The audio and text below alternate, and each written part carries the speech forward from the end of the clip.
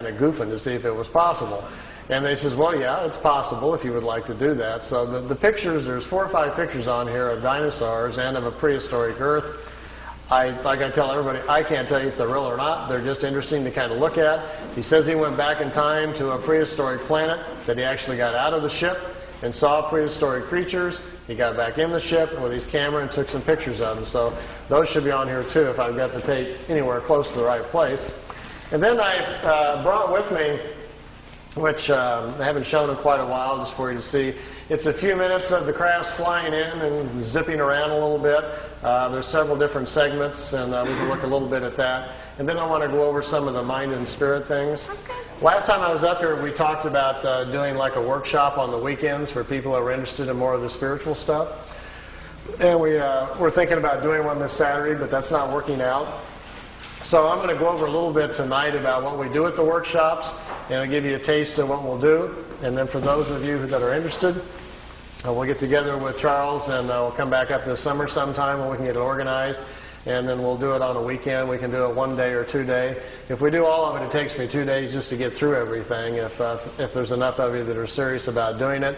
I have my own copper pyramid that Billy made for me that we use in groups, and I'll teach you some meditations, and I'll teach you some of the mind things, different areas of your mind, how to use the symbols and find them. So it's kind of fun stuff if you're interested in following that kind of path. As well as we'll go over some things about the universe and how our cycles, our incarnation, how the rings are formed, and we'll have some fun with that and try some things. So we'll do a little bit of that tonight. I'll go over it just a little bit. So let me see where I'm at on this tape and see if I'm anywhere close to where I want to be. Oh yes, here's Venus. Its first flight around our solar system. Here's a picture of Mars. By the way, this is not a professional tape. As you can see, these pictures are in a picture album, and I've just got my camcorder out, and Wendell and I are flipping through the pictures. So this is not a produced tape for you to look at, so it'll probably never be on the market, but at least you get a chance to see some of these pictures. This is Mars just from a different direction with the sun very bright on it.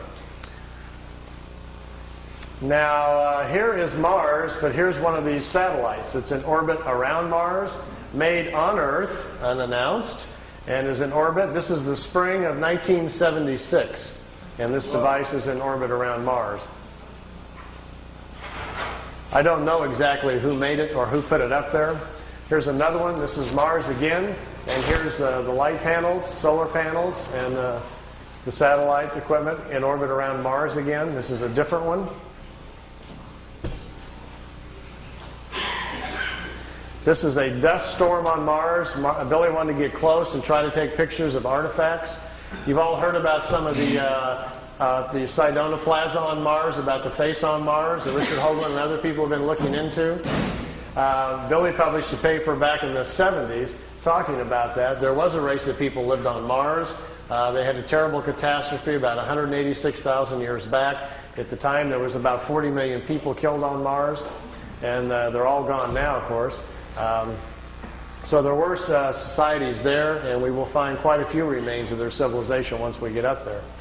Here he's on board one of their large motherships. This is the side or the edge of a saucer that was parked inside as he was walking by it.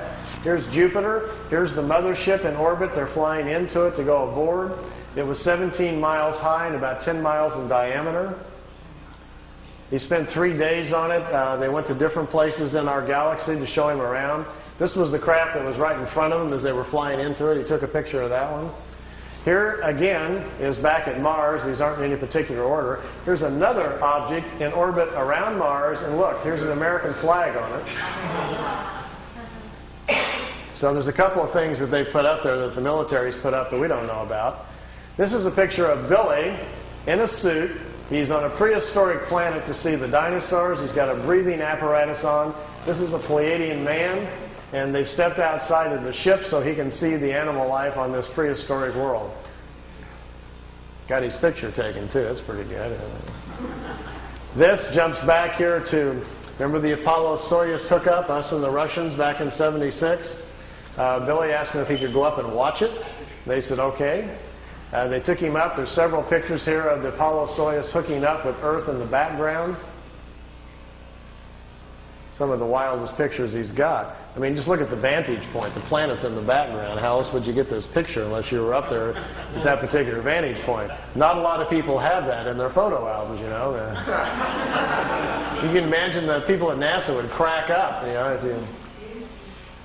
They'd probably find it a little hard to believe at first, but they don't have pictures like this. Here it is when it's just hooked up. There's Earth in the background, and here's the two capsules coming together. This is the top of the mothership. There's windows, but there was nobody in the windows as they came into it. We really missed out here. Billy shot, he said, 3 or 4 rolls of film inside the mothership, talking to people and going up and down the halls and so forth. He lost all of the pictures. They were all stolen from him. We've only got 2 or 3 of them left, and they're really practically nothing. This is a prehistoric Earth. They're back in time. That's Earth in the background. That's a moon in front of Earth, and he's looking over the surface of another moon. At that point, they told him there were 2 moons in orbit around planet Earth. We think we're about 60 million years back. Here's another picture over the surface. Neither one of those moons is currently the moon that's in orbit now. The moon that's in our orbit now, they say, has only been there around 5 million years. Look at this one. This is another piece of equipment in orbit around Mars, and it's huge. It's like a space station. And it's in orbit around the planet. It's also from Earth. We haven't heard anything about that, have we? Here's the dinosaur pictures. Billy's back inside the ship, and there's a viewing screen in the craft, and he says he's taking these pictures. Here's our first dino. He's got kind of gold-brown skin, got large hind legs, short forelegs, and a head that looks kind of amphibian, like a vegetarian type. Here's the second one. There's a bird here apparently dropping some food or something. Is that Charles? Charles dropped his food.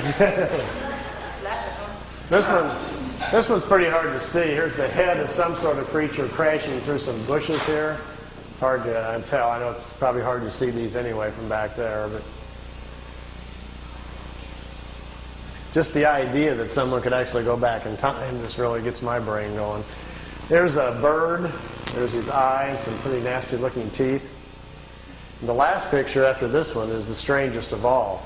It's a plant that has an insect head. Billy calls it a plantum. They were trying to explain to him how the evolution of different life forms goes. How, for instance, here's a plant life when the plants are the food kingdom of the world. When the plants evolve to a certain level of evolution, then these lower order forms, here's a small head, and this head is part of that plant. There's these 2 little eyes. It's an insect, the beginning of insect life on the planet when the food kingdom has evolved high enough. There are 7 different stages, they say, of spiritual energies or creational energies on a planet that create the many different kinds of life forms. There's a transition from one kind to the next. Ours is the 7th or the last one. We have to wait until the animal kingdom has raised the evolution of the body material